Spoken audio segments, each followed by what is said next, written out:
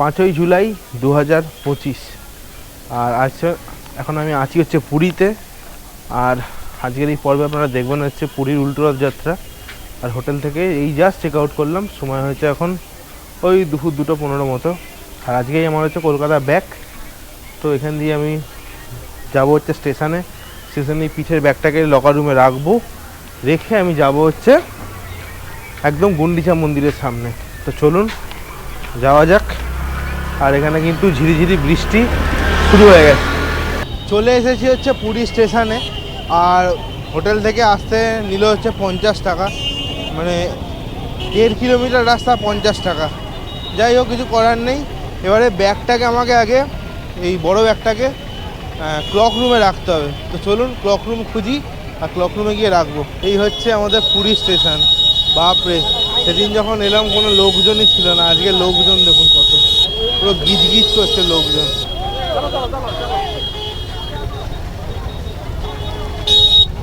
আজকের দিনে এখানে কিন্তু চরম অব্যবস্থা, চরম, মানে রথ উল্টো রথ এই দুটো অনুষ্ঠানেই ভিড় এখানে কিন্তু মারাত্মক হয়।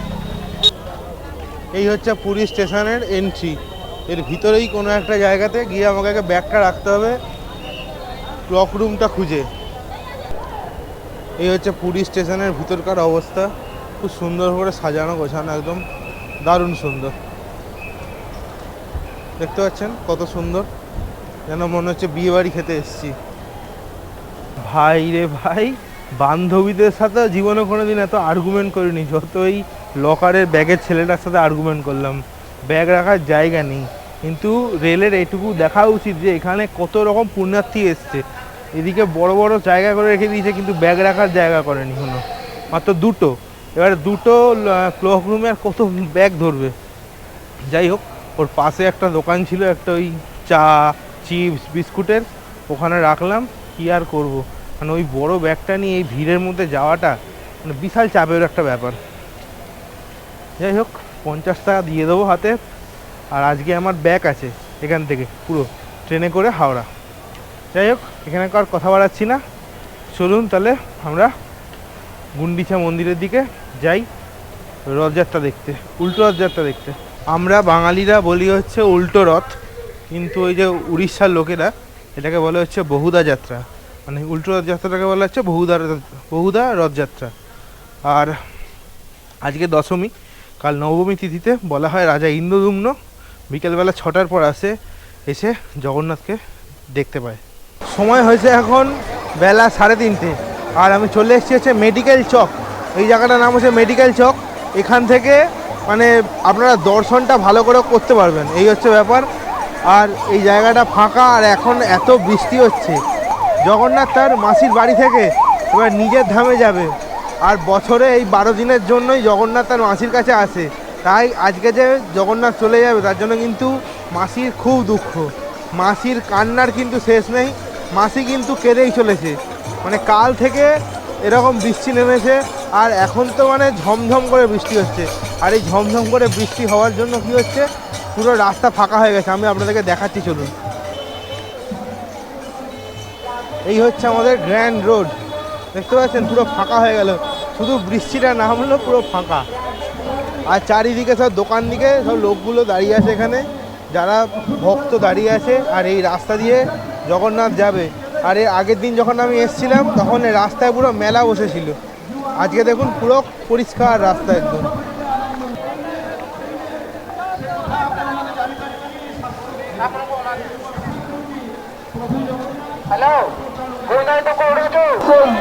আর এইখানে দেখুন একদম বিনামূল্যে ভোগ প্রসাদ পরিবেশন করা হচ্ছে। দেখুন এখানে লোকজন খাচ্ছে, এই যে দারুণ সুন্দর। এটা রথযাত্রা, উল্টো রথযাত্রা সবেতেই কিন্তু আপনারা এরকম এই রাস্তাতে গ্র্যান্ড রোডের উপরে পুরো দাঁড়িয়ে ফ্রিতে খাবার খেতে পারবেন, খাবার জল সব রকমের। যখন আমি বাইক নিয়ে পুরীতে এসেছিলাম তখন এই রাস্তাটা দিয়ে ভুবনেশ্বরের দিক থেকে এসে এটা এই যে চকটা পার করে এদিকে চলে গেছিলাম। এদিকে হচ্ছে স্বর্গদ্বার বিচ।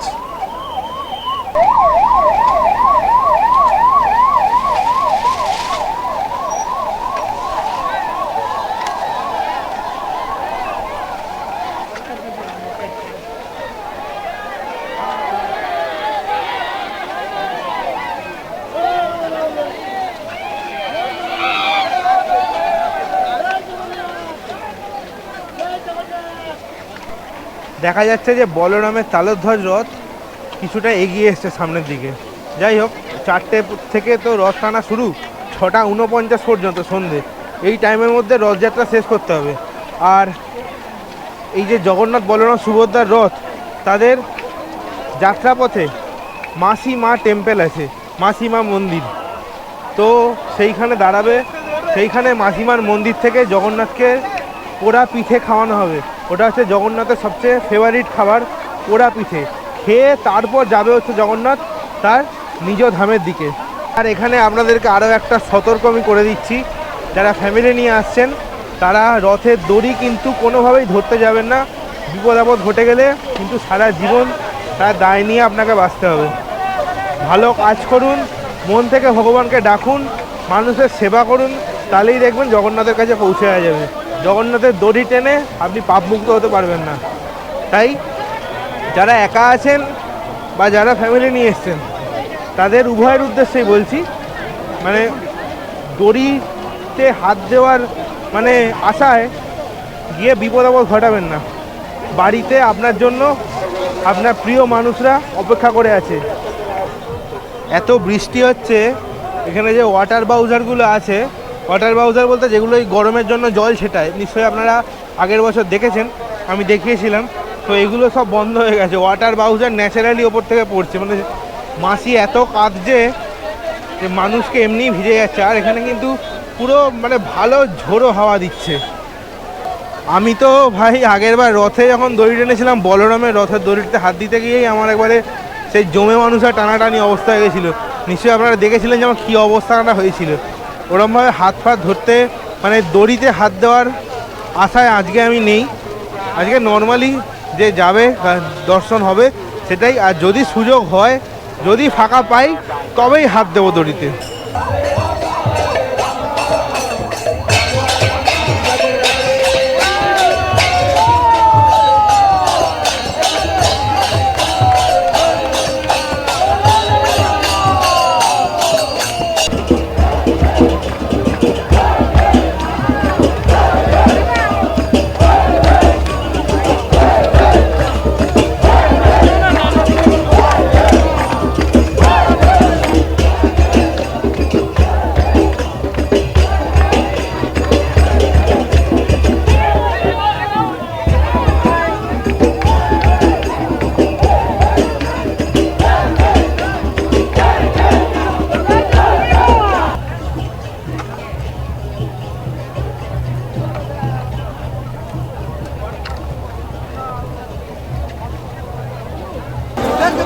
এটা হচ্ছে বলরামের রথ, আমার সামনে একটা ছাতা উঠিয়ে দিল।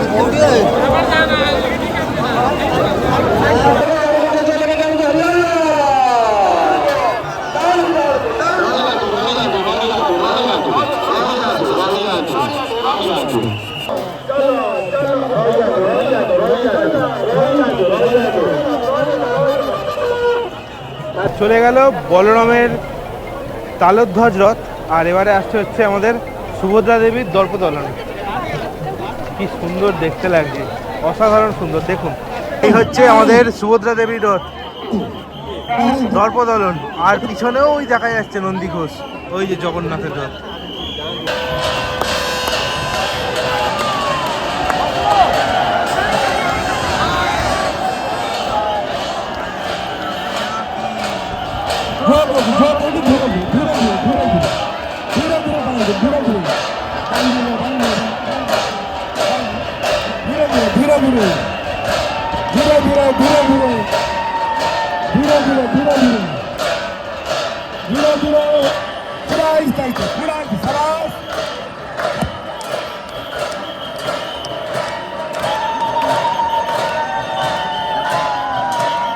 সুভদ্রার দর্পদলন রথ তাহলে চলে গেল। আর এবার আসছে আমাদের জগতের প্রভু মহাপ্রভু জগন্নাথের রথ। আর জগন্নাথ আসছে হচ্ছে আমাদের নন্দী ঘোষ রথে চেপে। দারুণ সুন্দর এবারে রথযাত্রার এক্সপিরিয়েন্স। আর আগেরবার রথ হয়েছে এত ভালো দর্শন করতে পারিনি, আমি খালি বলরাম দেখে চলে গেছিলাম, সুভদ্রাও দেখতে পাইনি, জগন্নাথ দেখতে পাইনি। এবারে কিন্তু জগন্নাথ, বলরাম, সুভদ্রা সবাইকে দেখতে পাচ্ছি।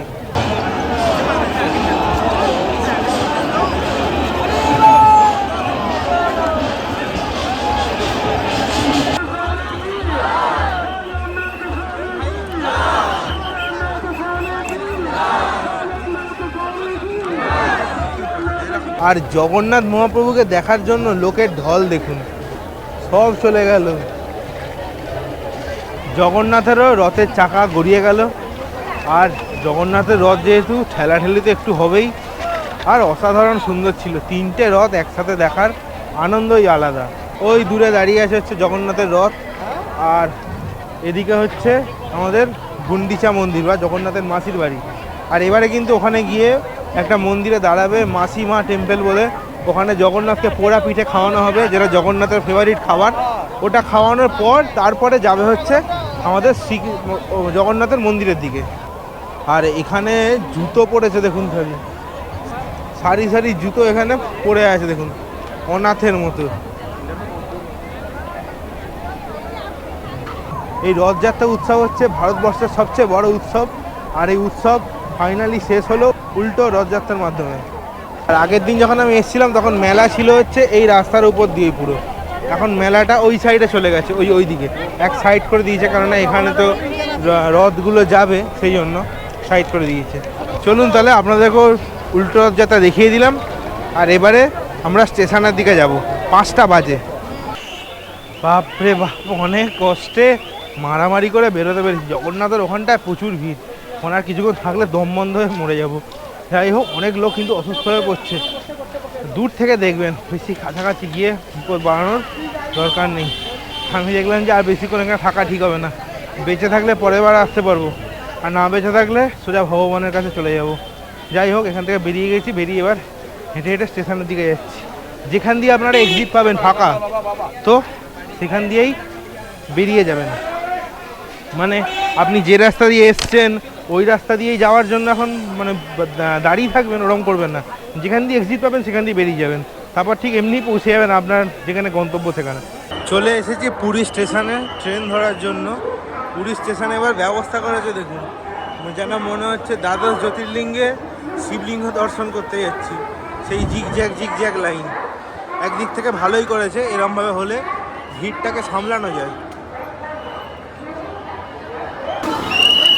এটা হচ্ছে আমাদের পুরী হাওড়া এক্সপ্রেসের জেনারেলের অবস্থা দেখুন একবার।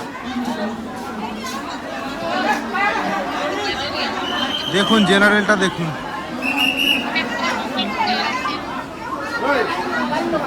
আমি আজকে জার্নি করবো হচ্ছে ট্রেন নম্বর 12,838 পুরী হাওড়া সুপারফাস্টে করে। আর এটাই হচ্ছে পুরী থেকে এই সন্ধ্যেবেলা ফার্স্ট ট্রেন 8:15 ছাড়ে। এরপরে জগন্নাথ এক্সপ্রেস আছে, এর আগে দুরন্ত এক্সপ্রেস গেছে। যাই হোক, শুনুন, আমার যে B2 আর সিট নাম্বার হচ্ছে 47, সাইড লোয়ার। সময় রাত্রির 8:37, আমাদের ট্রেন পুরী থেকে ছাড়লো হাওড়ার উদ্দেশ্যে। প্রায় 17 মিনিট মতো লেট। Good morning. সকাল হয়েছে 6:34, আর তারিখ হচ্ছে আজকে 6ই জুলাই 2025। পুরী থেকে 497 কিলোমিটারের জার্নি কমপ্লিট করে পৌঁছে গেছি হাওড়াতে। আজকের এই উল্টো রাতে ভিডিও এখানে শেষ করলাম। ভিডিও কেমন লাগলো অবশ্যই কমেন্ট করে জানাবেন। তাহলে আজকে চলি, দেখা হচ্ছে পরবর্তী আর একটা এক্সাইটিং ট্রেন জার্নির ব্লগে। ততক্ষণ পর্যন্ত ভালো থাকবেন, সুস্থ থাকবেন আর ঘুরতে থাকবেন।